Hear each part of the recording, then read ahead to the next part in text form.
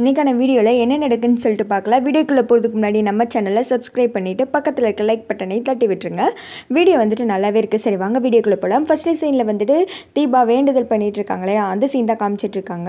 அடுத்து வந்துட்டு அபிராமி தான் காமிச்சிட்ருக்காங்க. கோவிலில் வந்துட்டு கூட்டி பெருக்கி வேலை பார்க்குறது அந்த இதெல்லாம் பார்த்துட்ருக்காங்க. அப்போது அர்ச்சனை பண்ணுறதுக்கு அர்ச்சனை தட்டு வாங்கிட்டு இருக்காங்க. அப்போ அந்த இடத்துல அந்த ராணி அவங்க மாதிரி ஒருத்தவங்க வந்துட்டு க்ளீன் பண்ணிகிட்டு இருக்காங்க. அவங்க வந்துட்டு தற்செயமெல்லாம் அபிராமியை பார்க்குறாங்க. பார்த்ததுமே இது அந்தம்மா இல்லை அப்படின்னு சொல்லிட்டு யோசிச்சுட்டே ஃபோன் எடுத்து பார்க்குறாங்க. ஆமாம் அப்படின்னு சொல்லிட்டு வாய்ஸ் மெசேஜ் போட்டு விட்றாங்க. காணுன்னு சொல்லிட்டு ஒரு அம்மாவை சொல்லியிருந்தீங்கல்ல, அவங்க காஞ்சிபுரத்தில் இருக்க இந்த செய்யூரம்மன் கோவிலில் இருக்காங்க அப்படின்னு சொல்ல அந்த சமயத்தில் இந்த பக்கம் ராணியை காமிக்கிறாங்க. வீட்டை விட்டு வெளியில் வந்தவங்க மெசேஜ் வரவும் ஃபோனை ஓப்பன் பண்ணி பார்க்குறாங்க. அந்த வாய்ஸ் மெசேஜை கேட்டதுமே வேகமாக வந்துட்டு அந்த லேடிக்கு தான் கால் பண்ணுறாங்க. நான் தான் குரூப்பில் இந்த மெசேஜை போட்டேன், அவங்க அங்கே தான் இருக்காங்களா அப்படின்னு சொல்ல ஆமாம் இங்கே தான் இருக்காங்க, சரி அவங்கள பார்த்துக்கோங்க, ரொம்ப தேங்க்ஸ் அப்படின்னு சொல்லிட்டு ஃபோனை கட் பண்ணதுமே இப்போ எப்படி கார்த்திக் சார் கிட்ட சொல்கிறது, அவன் நம்பர் வேணே என்கிட்ட இல்லையே, சரி ஆஃபீஸில் கேட்டு வாங்கலாம் அப்படின்னு சொல்லிட்டு நெக்ஸ்ட்டு கார்த்திக் தான் கால் பண்ணுறாங்க. கார்த்தி வந்துட்டு அந்த திக்கா அவங்க அம்மாவை பற்றி யோசித்தமானிக்கே ஜன்னலில் கை வச்சு நின்று அப்படியே வேடிக்கை பார்த்துட்டு இருக்காங்க. அப்போ ஃபுல்லாக ஃபோன் வருது. ஃபோன் அட்டன் பண்ணி பேசுகிறாங்க.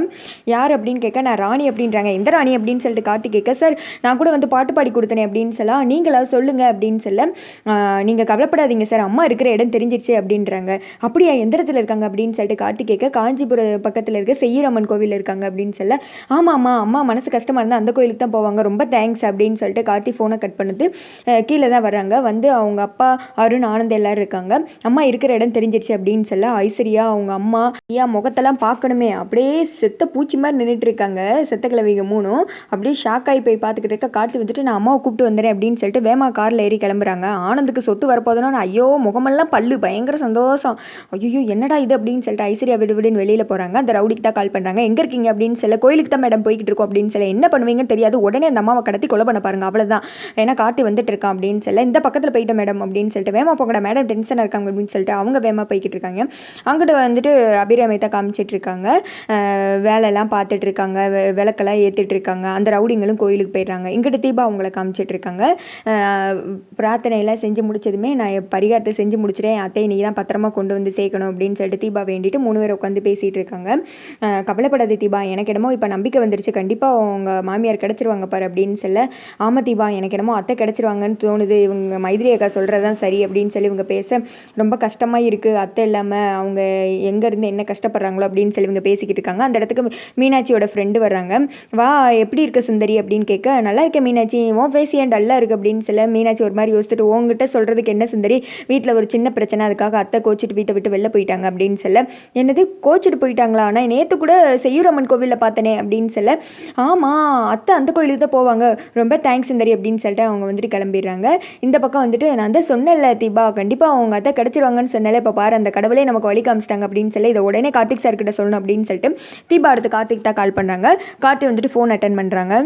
சொல்லுங்கள் அப்படின்னு கேட்க இப்போ எங்கெங்கே இருக்கீங்க அப்படின்னு சொல்லிட்டு கேட்க வண்டி ஓட்டிகிட்டு போய்கிட்டு இருக்கேன் அப்படின்ற மாதிரி கார்த்தி சொல்ல அத்தை இருக்கிற இடம் தெரிஞ்சிச்சு அப்படின்னு சொல்ல செய்யூரம்மன் கோவில் தானே அப்படின்னு சொல்லிட்டு கார்த்திக் கேட்குறாங்க. ஆமாம் சார் உங்களுக்கு தெரியுமா அப்படின்னு சொல்ல நான் அங்கே தான் போய்கிட்டு இருக்கேன் அப்படின்ற மாதிரி ஃபோனை கட் பண்ணிடுறாங்க. கார்த்திக் சாருக்கு ஆல்ரெடி தெரியுமா அவர் அங்கே தான் போய்கிட்டு இருக்காங்களா அப்படின்னு சொன்னதுமே சரி நம்மளும் வேணா அங்கே போவோம்க்கா அப்படின்னு சொல்லிட்டு தீபா சொல்கிறாங்க. நம்ம இதுக்கு அதான் கார்த்திக் போகிறாரில் கூப்பிட்டு வந்துடுவார் அப்படின்னு சொல்லிட்டு மைதிலி மீனாட்சி சொல்கிறாங்க. இல்லைக்கா எனக்கு வந்துட்டு அத்தை இருக்கிற இடம் தெரிஞ்சு போகாமல் இருக்க மனசு ஒரு மாதிரி கஷ்டமாக இருக்குது, நம்ம ஏதாவது பேசி செஞ்சு கூப்பிட்டு வந்துடலாம் வாங்க அப்படின்னு சொல்லிட்டு இவங்க வேகமாக ஆட்டோ ஏறி கிளம்பி போய்கிட்டு இருக்காங்க.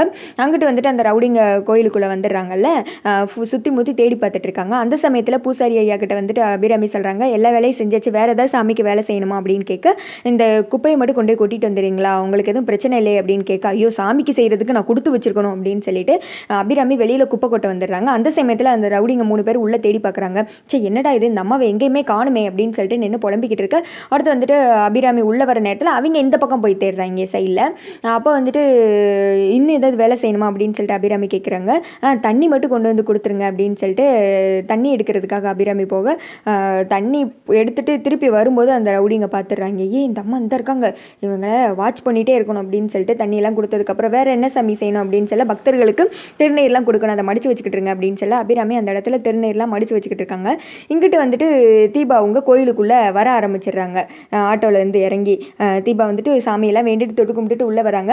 வந்துட்டு வந்துட்டு அபிராமி அந்த இதை மடிச்சிட்டு இருக்காங்கல்ல திருநீரை, அப்போ போல் கர்ச்சிப்பில் அந்த மயக்க மருந்ததை வச்சு மூக்கில் வச்சு அமைக்கிறாங்க. அபிராமி வந்துட்டு ஐயோ விடுங்க விடுங்க அப்படின்ற மாதிரி கையெல்லாம் ஆக்ஷன் பண்ணுறாங்க. அதெல்லாம் வந்துட்டு அவங்க கையை காலெல்லாம் பிடிச்சி கெட்டி போட்டு ஒரு இடத்துல சாய்ச்சி வச்சிடுறாங்க. அங்கே வந்துட்டு ஒரு வேட்டி மாதிரி இருக்குது, அந்த இதை வந்துட்டு அபிராமியை ஃபுல்லாக பொத்திடுறாங்க. இது தெரியாமல் மைதிலி தீபா எல்லாருமே சேர்ந்து அந்த பூசாரி ஐயாட்ட போகிறாங்க. இவங்க என்னோட அத்தை, இவங்களை பார்த்தீங்களா அப்படின்னு சொல்லி, இவங்க 2 நாள் இங்கே தான் தங்கியிருக்காங்க அப்படின்னு சொல்லி அவர் இங்கே சொல்லிக்கிட்டு இருக்கா. இந்த திக்கு அந்த ரவுடி வந்துட்டு நான் யாராவது வர்றாங்களான்னு பார்த்துக்கிறேன், இந்த பொம்பளை இங்கே பத்திரமா பார்த்துக்கோ அப்படின்னு சொல்லிட்டு ஒரு துணி மாதிரி மூடி வச்சுட்டு இருக்காங்க. அதோட பார்த்தீங்கன்னா இந்த வீடியோ வந்துட்டு முடிஞ்சிருது.